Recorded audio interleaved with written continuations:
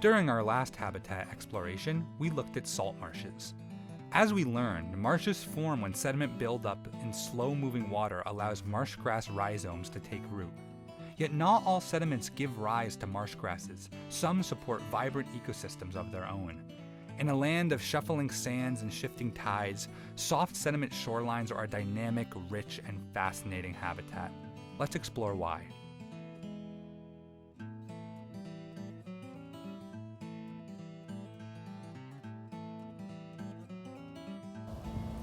Hi everyone, and welcome back to Habitat Explorations. This week we are looking at soft sediment habitats. So what is a soft sediment habitat? It can be one of two things. It actually comprises a kind of broad category of habitats. We're talking about mudflats, tidal flats, and even open sandy beaches. Basically, for the purposes of this video, a soft sediment habitat is any habitat comprised mainly of the sediment itself. This is not the marsh, this is not a rocky intertidal zone. This is a habitat where animals must burrow down into the sediments, feed on top of the sediments, and make a living in a land of small particles, and that's what we're going to be looking at today. The sediments that make up our shorelines include a range of particles, like large, coarse sand grains and very fine muds. Many features of a soft sediment shoreline are determined by the kind of sediment present and the way it interacts with water flow.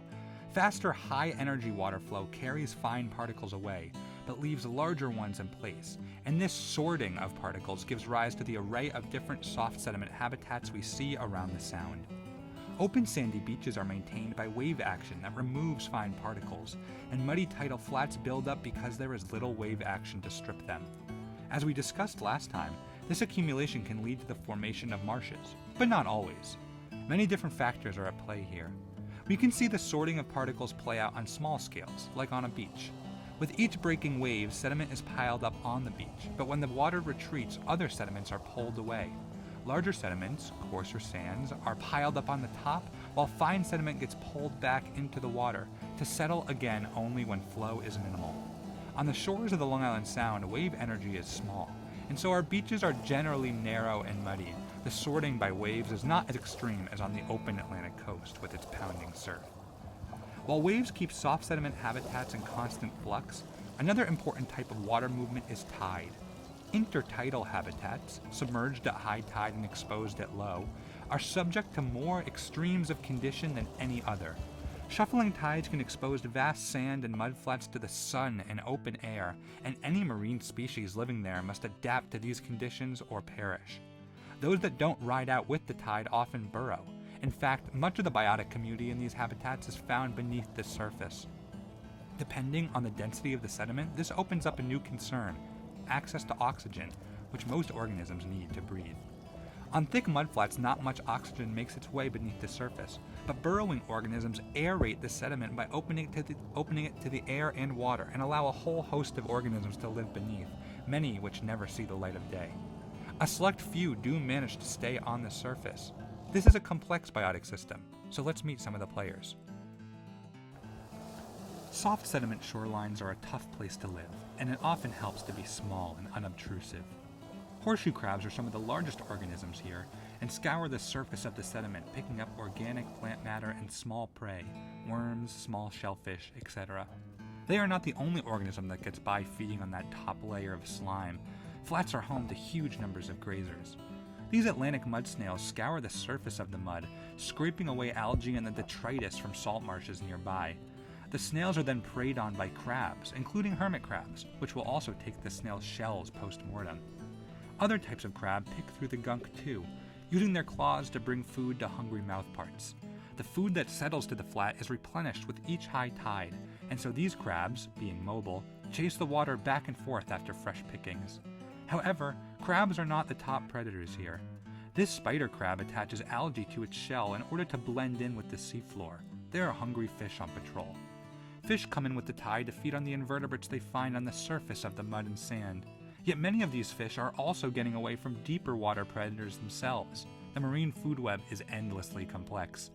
The fish will miss out on most of the possible prey in this habitat, for lots of life on the tidal flat is not visible on the surface.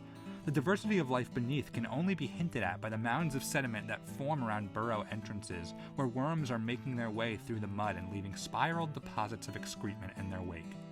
Other burrowing organisms in this habitat include bivalves, like this hardshell clam. Rather than being lifeless and stationary, burrowing bivalves are remarkably mobile, with a muscular foot that extends from the shell and pulls the bivalve down into the mud, where they'll remain functionally watertight during low tide. Beachcombers find the remains of such bivalves with regularity, but rarely ever see them alive. That means the animals are doing their job well. Most bivalves are filter feeders, and during high tide will work their way up to the surface and crack open their shell to let water flow over their gills. Sifting out organic particles, bivalves like clams and oysters clean these tidal waters, much like mussels in the marsh of last week. They can have a profound impact on water clarity, and in subtidal habitats thus influence how much light reaches the bottom. They are what we might call ecosystem engineers and encourage sea and marsh grasses to grow with well-lit water. Why are bivalves so good at hiding? It's not just for protection against the elements. At low tide, soft sediment flats are swarmed with predators. This time, the hungry mouths look much different than they do at high tide. Birds scour these flats, probing for worms, crustaceans, and small bivalves beneath the surface. This American oystercatcher is aptly named, for it can pry bivalves open with its bill and get at the soft body within. Just as many people love eating shellfish, birds do too. In summer, birdwatchers flock to soft sediment habitats to witness southbound shorebird migration.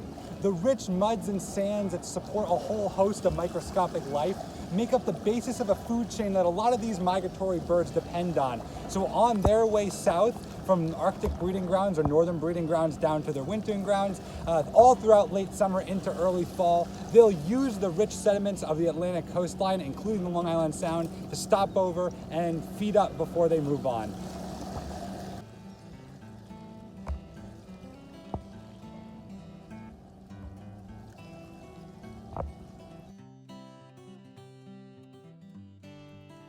Soft sediment shorelines are constantly changing and are generally not thought of as a habitat with much conservation concern.